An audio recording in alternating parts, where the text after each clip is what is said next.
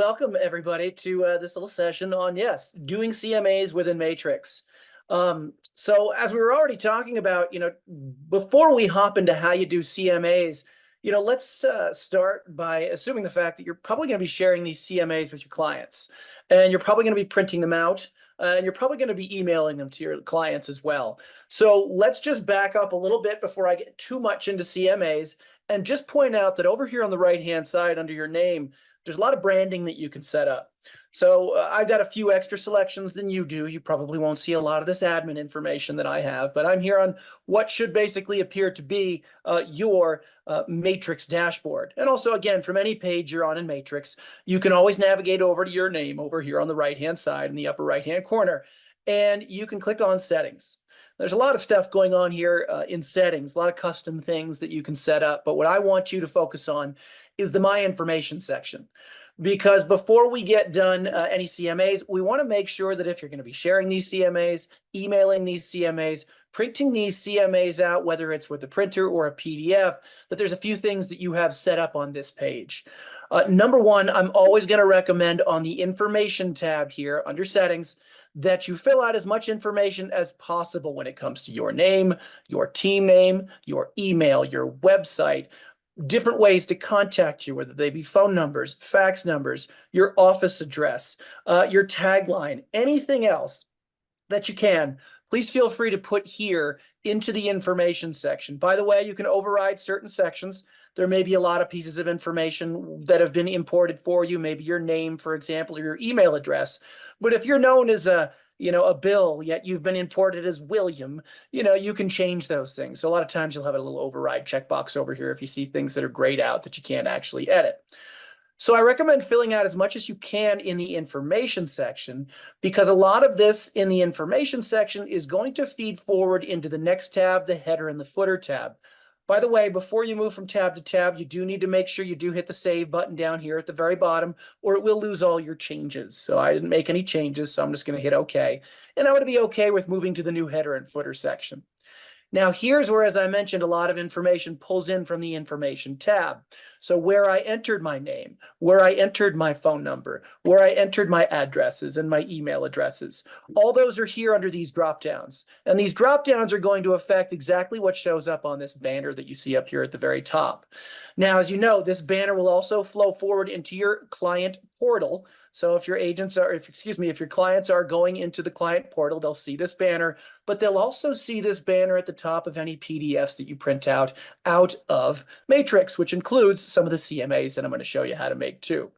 So number one, you want to make sure your name is up there. Again, that's one of the first things I like to put in. But as I mentioned, I put some things in the information section. And as you notice, as I change things in this dropdown, whether it's my full name or my partial name, I can change the order that things go in. I can make my email address second. I can put the name of my real estate teams, third. So you can change these things up as you like, and you can even change different banners as well.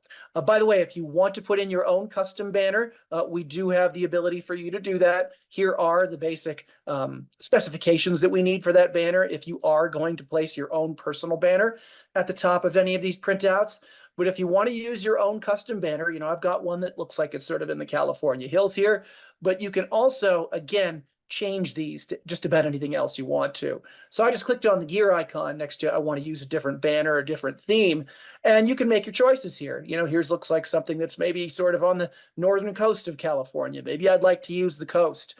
Again, scroll down in any of these ones that you want, choose the radio button next to them, and then when you go ahead and you hit preview, you'll have made that change. So now my banner is changed, and of course, you can use a photo if you want to on that banner as well. You don't have to use a photo. You've got the little radio button that allows you to use it or not.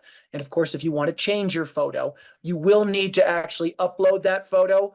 Of course, you can just click on the ability to sort of browse through these photos if you want to. If you're looking to upload a photo from your device, you can actually click on Browse. It'll open up a window, whether it's on your laptop or your desktop, wherever you happen to be working at that moment. And if you find your photos where they live on your laptop, you can upload up to 3 photos. and you can toggle through them and put them on here as well.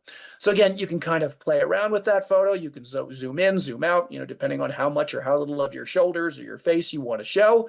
And then just make sure you hit save when you're all done, and you'll be able to use that photo. Again, you can have 3 photos and you can cycle through them if you want to as well.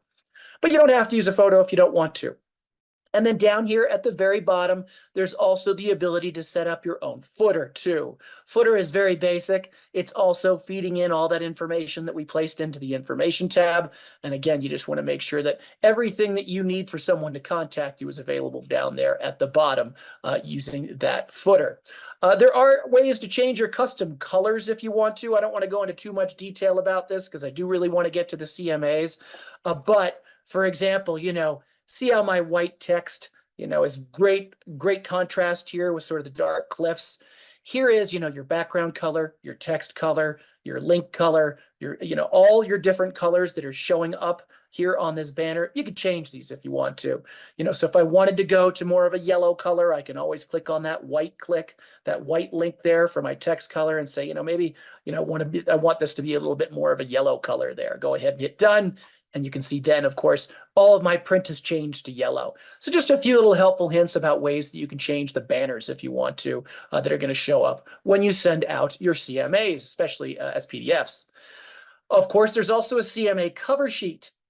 And as far as my CMA cover sheet is concerned, this is where you can have, again, your own cover sheet, independent of your header and your footer, show up on your CMA.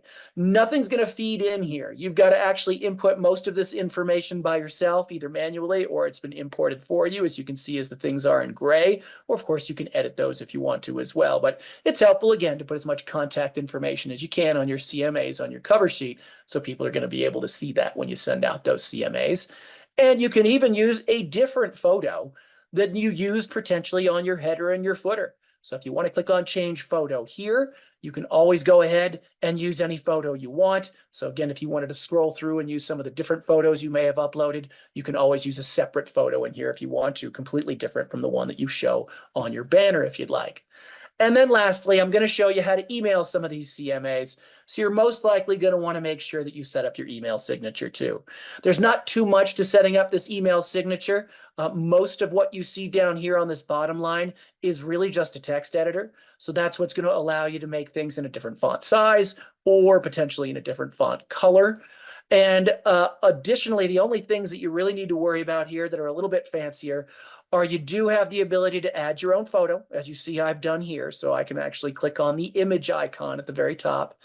And this is where if you've uploaded any photos, they'll be here under select image. And there are a couple of different formats of my photo. I can have, the tall, skinny one or the short, fat one if I want to. And I can place those in my email signature as well. And then the last thing to know is you can also set up links in your email, in your signature if you want to as well. You can link them out to URLs. You can link them to emails as well. So if you just highlight a single line or phone number or website or email address, you can always link or unlink them if you want to. Notice that one was already linked, but I can just copy that email address, click on the little link icon right here and say, that's my email address. So if someone clicks on the link within my email address, I want that to generate an email to me. So rather than a URL, which you do if it was a website, you can actually click on email if you'd like. Make sure you put in that email address. That's the email address you want that link to go to. And then once you hit OK, your email is automatically linked and it's got that nice blue link color that you're used to seeing, when you have things that are clickable text. So those are just some basics that I wanted to cover before we get into the CMAs themselves, which I will do now post haste. So what I'm going to do first is I'm just going to go ahead and do a search. And that's how we're going to start doing our CMAs. I'm going to go ahead and do a residential search. And in this case, I'll put up a couple of different pieces of information. I'll look for just sold properties to start with, since we're doing CMAs. And I'll look for single family residential homes. We'll look for properties just in San Jose. And again, this can be any sort of search that you do. I'm just setting up one here with some properties that are sort of similar. I'm looking for homes with exactly 4 bedrooms and exactly 4 bathrooms. And let's look for properties with a sale price of at least $2 million or more and see how many matches we get. We'll get a bunch there. So I'll go ahead and click on my results. And as I get to my results, Down here at the bottom, what we're going to be focusing on next is your button bar and the different ways that you can make CMAs. And we'll start with the very basic ones.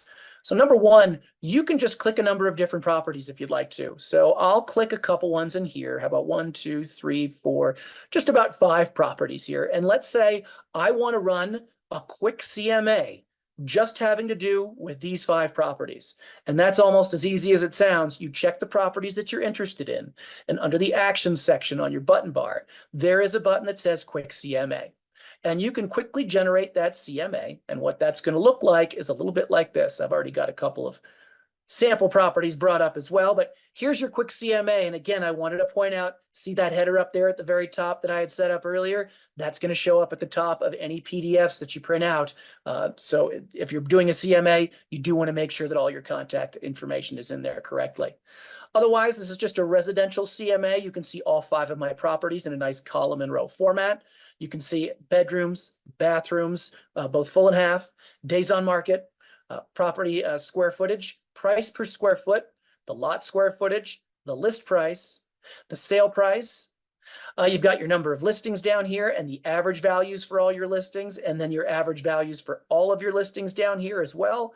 And then basically some quick statistics down here just for all 5 of your listings. So you got the list price and the sale price, the minimum, the maximum, and the median.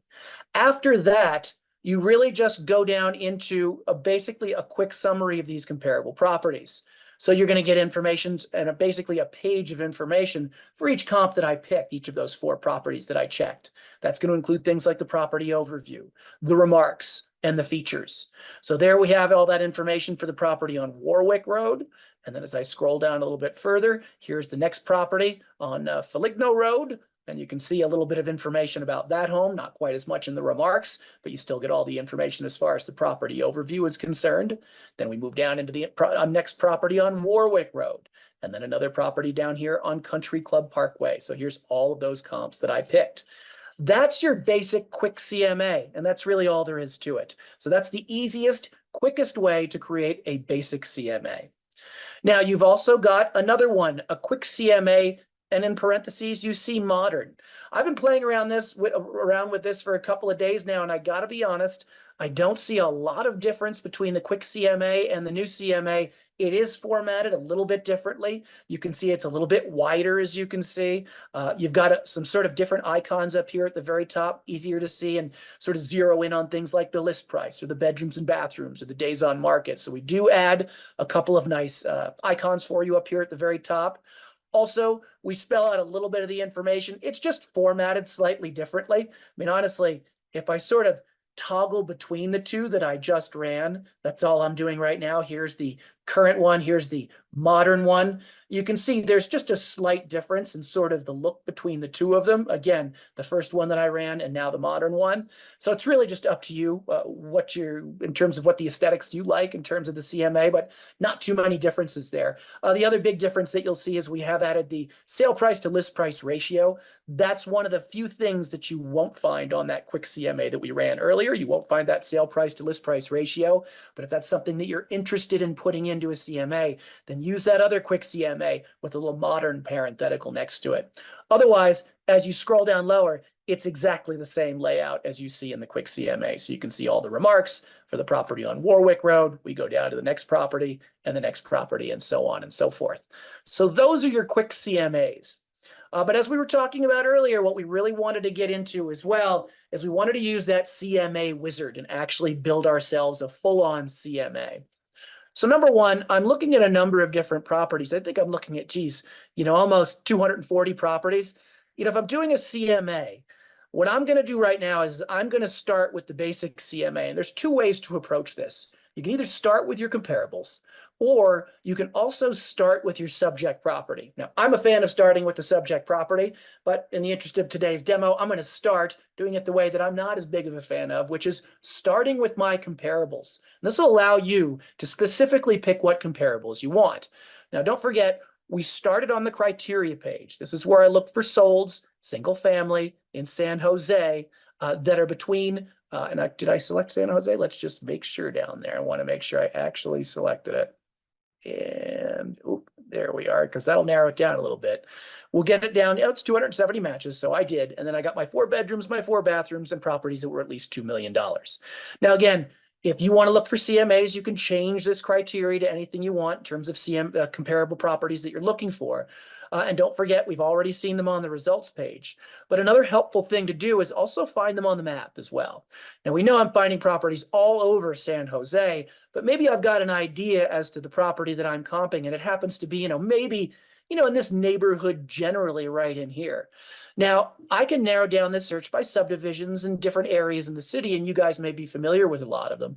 But what you can also do is you can also choose a radius if you'd like to as well. So I'm just going to draw shape starting right here in the middle and just narrow down my properties to this general area. I'm down now to only 84 properties. So now, if I'm comping a property and I know specifically where it's located, somewhere within the middle of this radius, I probably only want to look for properties within a specific range, mileage of that particular property to, again, keep them in that sort of same neighborhood. So now as I go back to my results, you can see I'm only down to 84 properties. And here, I'll just start picking a couple of properties, and this is how we'll start my CMA. So I'll pick maybe, 1, 2, 3, 4, 5, sort of all clustered together, particularly in sort of the same price range. I'm sort of picking these willy-nilly just because they're close to each other.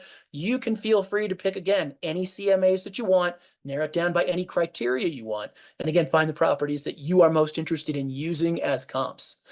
So once you've chosen the properties that you intend to use as comparables, you then come down here to the very bottom and you hit CMA.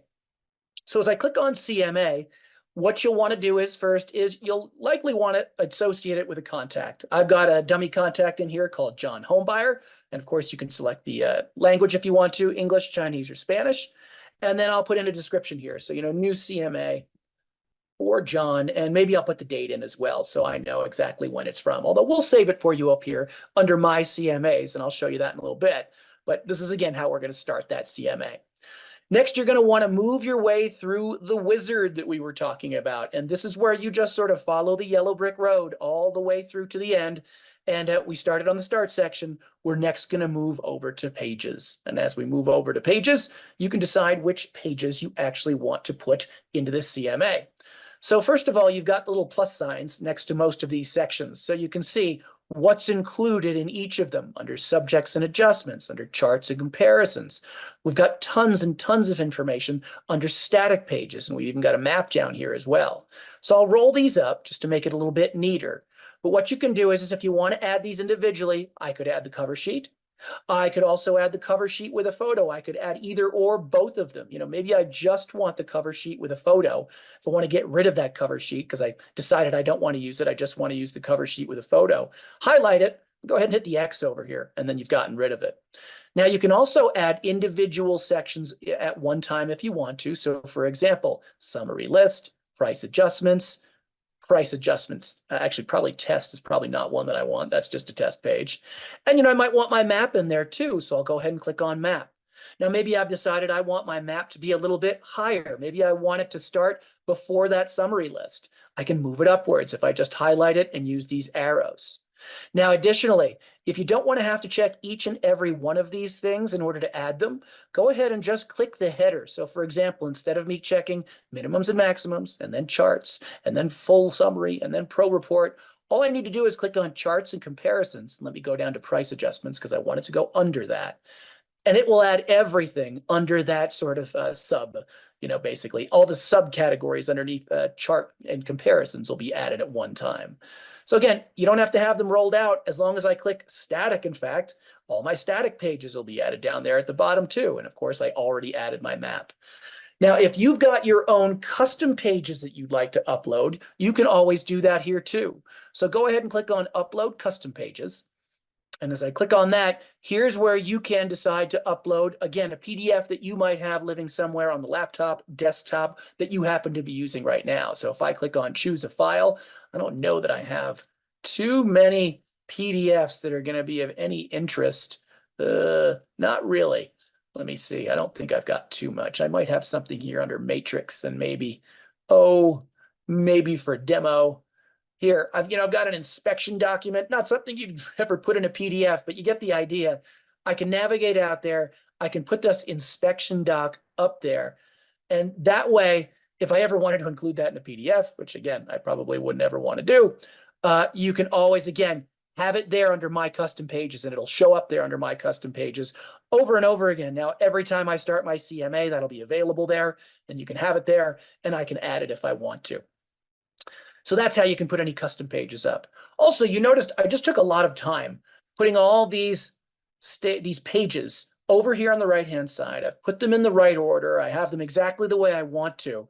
You can always set this as a default if you want to as well. So if you don't want to have to put these in over and over and over again, you can always put everything in, line it up exactly the way you want to, click on set as default, and then when you start your CMA, you won't have to upload these photos over here under select, or upload these PDFs under selected pages anymore.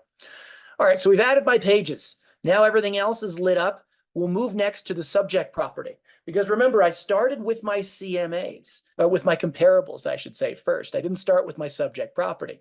So you've got a couple of choices, 3 to be exact, actually, that you can actually do here. You can type in your subject property manually if you want to, starting from a blank slate. That'll take us a little while, though. You can enter an existing MLS number that you can autofill from if you like to. So if you've got a listing in mind, all you need to do is go out and get the listing number for that property, put it in here, and we'll automatically fill it. Or you can also search for a property using basically the same search that we use to find my comparables, which again, if you don't already have that property in mind, or you don't have that information to input manually, or for some reason you don't have the MLS number to autofill it from, you can always find it using a cross-property search. Now again, watch what it does when I do my cross-property search. It remembers that I was looking for solds, residential properties with 4 bedrooms and 4 bathrooms that were single-family homes that were in San Jose and were at least $2 million. So I'm going to get those same basic 84 matches. It's even going to be in the same map area. So when I go to my results, I see all those same properties. I'm forgetting which one I used as my comparables now, though I don't think I used this one on Peregrino Way at the very least. That one's at $3.85 million. I'll say that's the property that I was interested in just for sake of argument. And we'll go ahead and click on Fill from Selected. And as I do that, now it's going to fill everything from that listing, including the address information, including the remarks, the photos. If, again, this was a property that wasn't listed that you were creating a comparable for, you could upload your own photo if you had it. Again, you'll have to browse for it on your machine, wherever you're running the CMA from. Here's all the remarks, all the extra features, dimensions, general information. You'll also, and I always recommend doing this, always make sure that when you click on the map location, that this property is exactly where you're expecting it to be, I should say. So click on Locate, and we'll actually put that pin right on top of that property, where that property lives. And if for some reason there's something wrong with it, these are clickable and draggable. If it's in the wrong place, you can put it right where you want to, click and drag it. You can even actually find it just by putting in the address information if you want to. But after I place all that in there, it sort of recentered that pin and gave me, of course, my latitude and longitude out to the 11th decimal place, which seems like a little bit of overkill, but you do have it here. And just make sure that your property's in the right location. That's really the upshot of that map location section. And if for some reason there's a field you don't see here in your subject details that you'd like to add, you have the ability to click on custom fields here, and you can even link it to a matrix field if you want to. So say I was interested in making sure that people know what county this property was located in, and all these properties were located in. I just typed in county, selected county, hit OK, and see what it does there. It's linked it automatically to that matrix field, so it knows, and it will auto-populate Santa Clara in there because that's where these properties are located. And if you do add any custom fields, and again, they're ones you want to use over and over again, you can always click on Save Custom Fields as a default. And that way, each time you do your CMA in this way, it's going to have those specific custom fields that you've selected. All right, next comes your cover page. And remember, we took some time to set this up before the demo. So remember, my name, my photo, all my contact information, everything is right here that we already set up. And remember, we set this up under my name, under settings, under my information, under CMA cover page. But if you wanted to edit your information, this link will take you right there. And if you wanted to override your information just for this CMA one time only, you can also click here and you can change anything that you see in this section if you'd like to. You're also going to make sure you put in the contact information. So exactly, who it is that you're sending this to. So in this case, I've got it set up for John Homebuyer. at his place where he lives with his phone number. All his address information is here as well, and that'll show up near the cover page too. Next, we can move to comparables. Now remember, I started by choosing my comparables. I checked 6 properties on that results page, and I clicked on CMA. So I've already got these 6 properties that I checked. But let's say I wanted to add some more. There are a couple of ways that I can do it.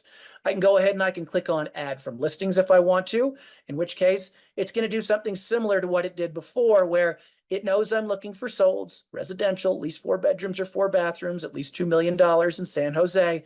You can change these things if you want, but if you're looking to compare a property in this area, you're probably going to want to leave most of this information the same. So that's one way to add properties to your CMA. Now, additionally, you can also click on add from cart. Now, we haven't talked too much about carts. I don't know how many of you use them, but when you're looking at results from any given search, you can always check them, and under the action bar, you can add properties to a specific cart if you want to, whether they're associated with a client or whether they're not associated with a client. So for example, if you're doing some work potentially with a client, unrelated to John, you were searching for properties, but you came across a property, and in the back of your head, you said, this is going to be a great CMA, or a great comparable property that I'm going to include in the CMA that I'm going to create for John later today. So I'm going to put it in his cart.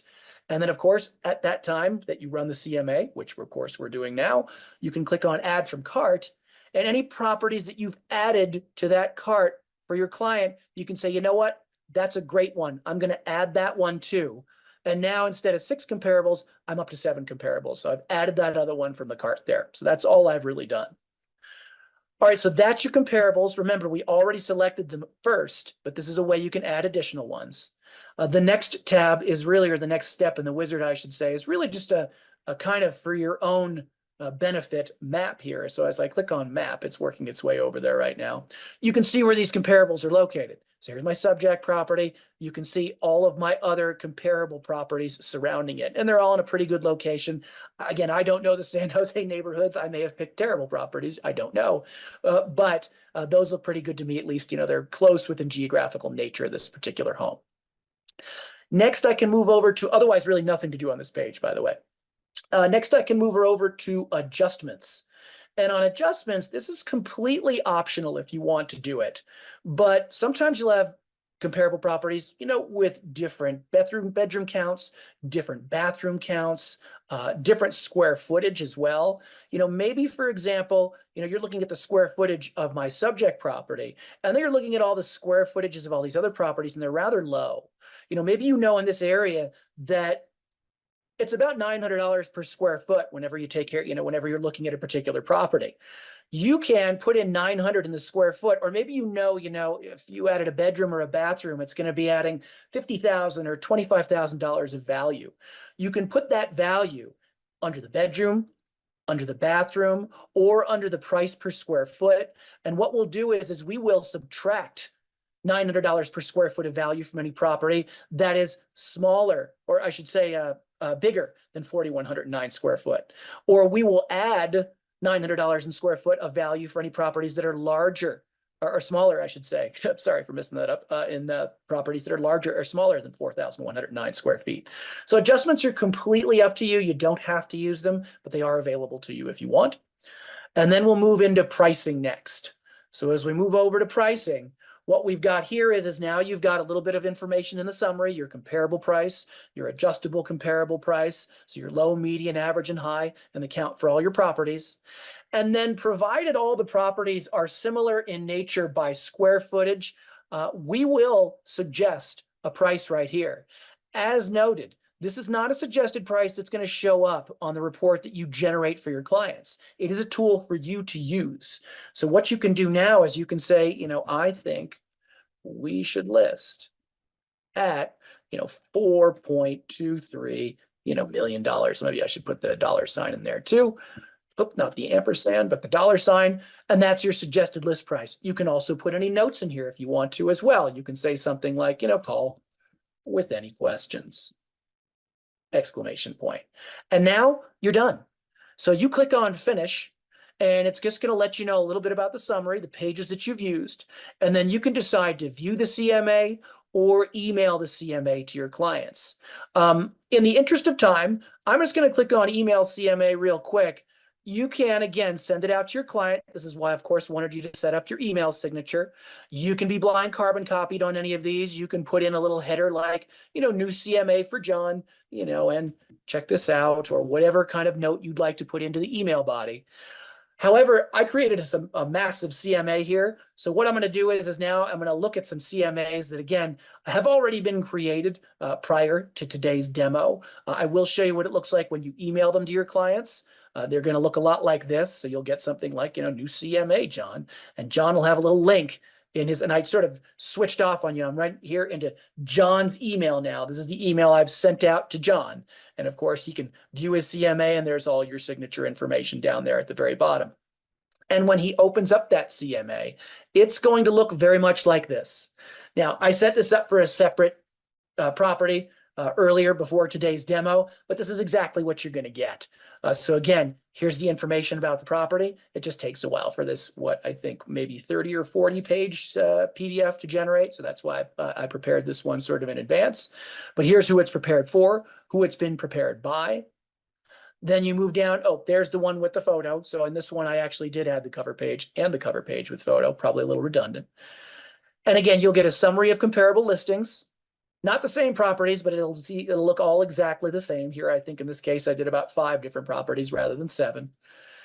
You'll move down into CMA price adjustments, because remember, I made some of those by square foot, and you can see those changes that have been made here for those adjustments. Also, don't forget your subject property will always be on the left, comps 1 and 2 out to the right. And then there's several pages of adjustments, because subject property on the left, comps 3 and 4 out to the right, subject property on the left, and my 5th comp out to the right. So as I scroll down through here, more adjustments. We'll keep going through those. And then remember, I added the map. So here's the map and where those properties are located and where my subject property is located. Here's your minimums and maximums. So you'll get some prices, bedrooms, square footage, year built, days on market. Then we'll give you a lot of that same information in a nice chart format. So you saw it in a tabular format. Now you'll see those properties set up in a chart, so you can see each address and how many days that property's been on market. Your list price to sale prices, so you can actually sort of do your own ratio there if you wanted to. Here's your full summary of compared listings. So you'll get, again, subject property on the left, comps 1 and 2 out to the right, comps 3 and 4, and your 5th comp. And then here's a nice little summary here in a little chart format for you. Your CMA Pro report, which is a nice little snapshot of each property, looks sort of similar to what you might have seen on the quick CMAs that we ran earlier. So there's one for the Hamilton property, one on Sherrill Way, another one on Lincoln Avenue, one on Johnston Avenue, one on Radio Avenue. Then you'll get all the information for your solds. Your CMA Pro report, so the average, minimum, maximum prices. Your cumulative analysis and your sold property analysis with all the requisite charts. Your CMA Pro report. And remember, I added every single page. You don't have to add all these pages. Take a look at these, create one with every page, and then decide, maybe there's too much information here or not enough information. You can remember, add your own custom pages, and you can also, again, decide to add or remove any of these pages, showing you kind of how I did that on that first pages in the wizard. Your cross-property summary report, pricing recommendations. Here's what I think we should list at. Please call with any questions. We give you tons of room to put in whatever you want here. And then we really just get into static pages. I'm not going to waste any time going through these, like activity versus timing, or weeks, or my guarantee to you. Again, this might be something that you might want to input as your own custom PDF, rather than have this generic guarantee that we've created for you. And of course, you can use the text here. You might want to put in your own. The effect of overpricing. These are all static pages that I'll let you kind of take a look at and read through at your own leisure. The benefits of using a professional realtor, market analysis explanation, and so on and so forth. So that's how you can create a CMA just from really doing sort of a normal search. Now, before we get too much further, the last thing I want to show you is another one of my favorite ways to create a CMA, and that's to start with the subject property. We've also got, and we call it a little something different. We call it the Matrix 360 CMA. And you may be used to using the Matrix 360 search because of course, when you do that Matrix 360 search, not only do you get all the listing information, but you also get public records information included in that search as well. So properties don't have to have actually been listed through the MLS for you to be able to create a CMA or even use properties as comparables. You can find public records or non-MLS sales to use as comparables. So let me quickly find a property. I think I've got a sample one that I brought up, 2088 Cully. And then we'll have time for questions after this, folks.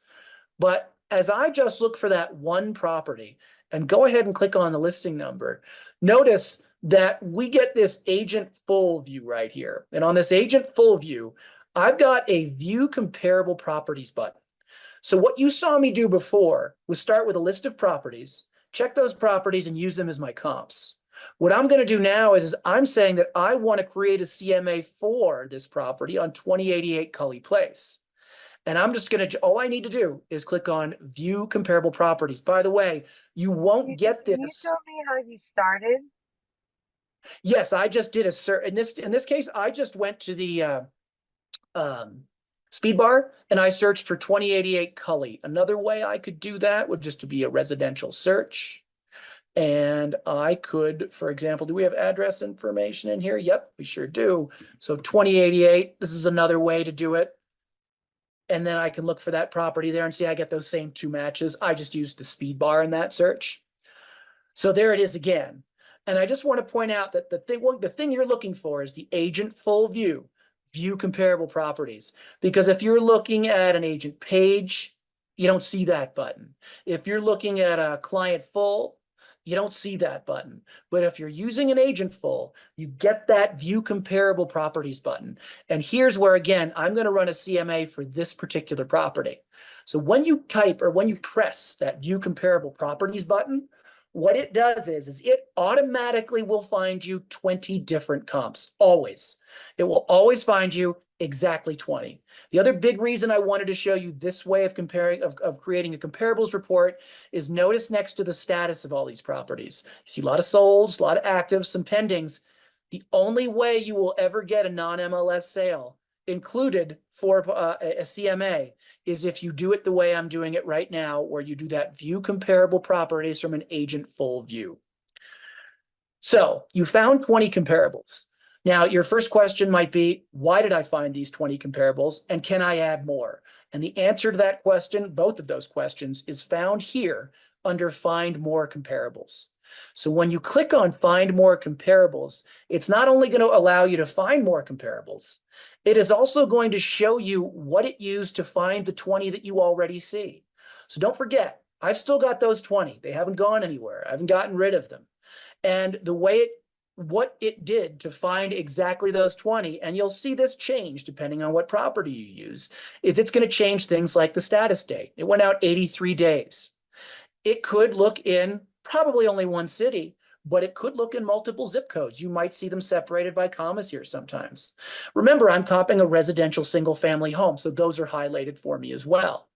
If you do have rentals, this is something I'm not as familiar with your listing system to know if you've got rentals in there or not. What this is designed to do, this current price of 10,000 plus, is it's designed to filter out rentals. Anything that's listed, it wants to find anything that's listed for $10,000 or more, or had sold for $10,000 or more. So if you had rentals in there, sometimes that's below that price because it's a monthly price. So that's why that's in there. But you can, again, play with that if you want.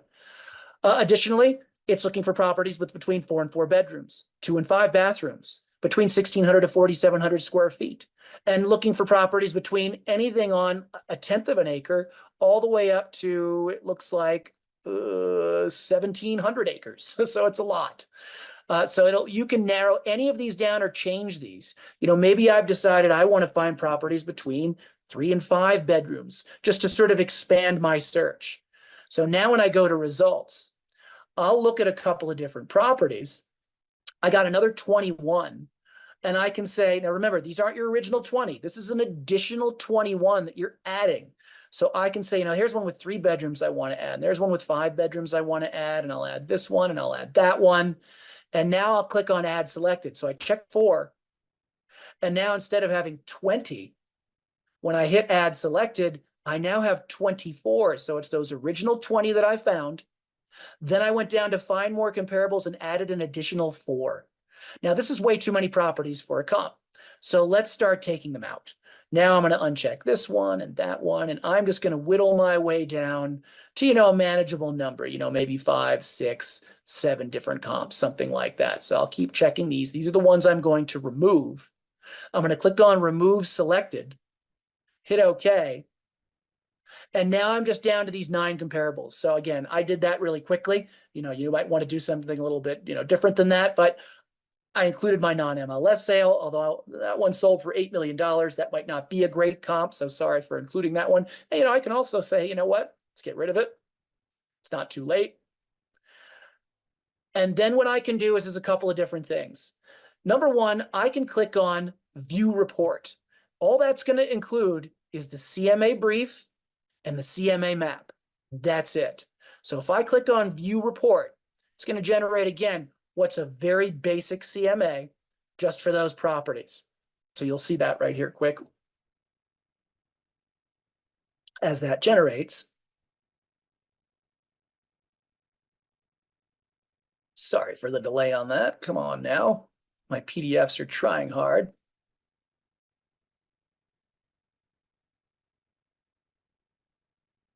There we are. There's that header up at the very top. And then a slightly different format than you saw in the quick CMA that I ran earlier. So again, there's the status, active, my pending, my solds, my summary, and on here is a map, and it's a mush there at the moment, but there it is, my map. That's all you get when you do that 360 CMA. Choose those properties, whittle them down out of that group of 20, and click on View Reports, what you get. Now, if you want to go ahead and create the full CMA, you go ahead and you click on Create CMA. And at this point, there's not much else to show you, because what I'm going to do is I'm going to generate it, make sure I put it together for John, and say, check this out. And I'm not going to go through everything for you again, but you'll get the idea. As I go through here on the pages, I get to select my cover sheet. I get to put in my subjects and adjustments, my comparisons, my static pages, my map, my general pages, and then you just walk your way all the way through the wizard again. When I click on my subject property, watch what happens. It remembers that I started with this property on 2088 Cully. So it's got the photos in there. I can, again, add custom fields. I can make sure my map location is correct. When I go ahead to my cover sheet, nothing to change there. It looks just like the cover sheet that I set up before. This time when I go to my comparables, it's all the comparables where I whittled them down from those 20. And I can, again, add more from listings or add more from cart. And then really you just work your way through the map, the adjustments, the pricing, and then you go ahead and you finish it up.